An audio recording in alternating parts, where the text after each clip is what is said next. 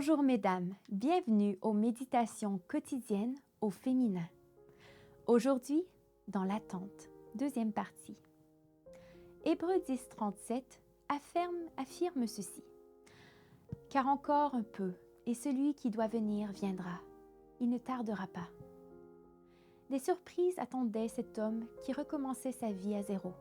Son fils avait grandi sans le connaître. Son épouse l'avait attendu pendant 16 longues années. Mais à présent, elle attendait un bébé de son nouveau mari. Elle fut bouleversée par la nouvelle.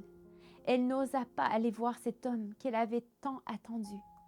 Quant à son fils, il resta insensible à l'amour d'un père qu'il n'avait pas connu. Que se passa-t-il? Que se passe-t-il dans notre vie? Notre situation n'est-elle pas parfois aussi tragique que celle de cette famille? Le verset d'aujourd'hui nous dit d'attendre un peu, bien que dans la réalité, ce peu soit devenu de longues années. Nous désirons que notre Sauveur revienne et mettre fin au mal. Mais le peu de Dieu nous paraît trop long.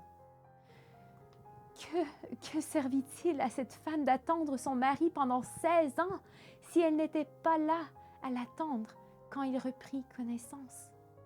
Sans juger personne, car il s'agit d'une situation extrêmement difficile, j'aimerais faire un parallèle avec le plan spirituel.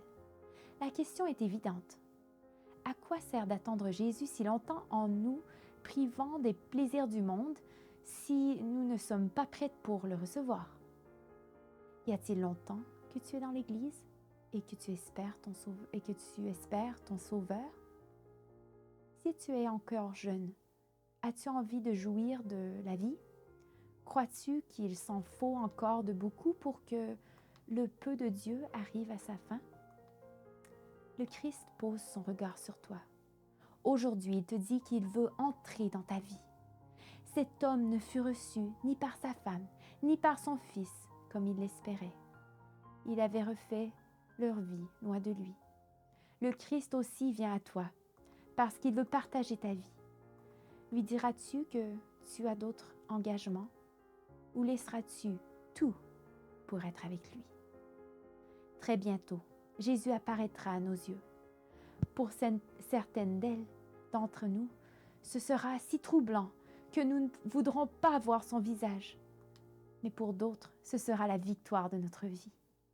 Es-tu prête à rencontrer ton Dieu? Bonne journée dans le Seigneur et à demain.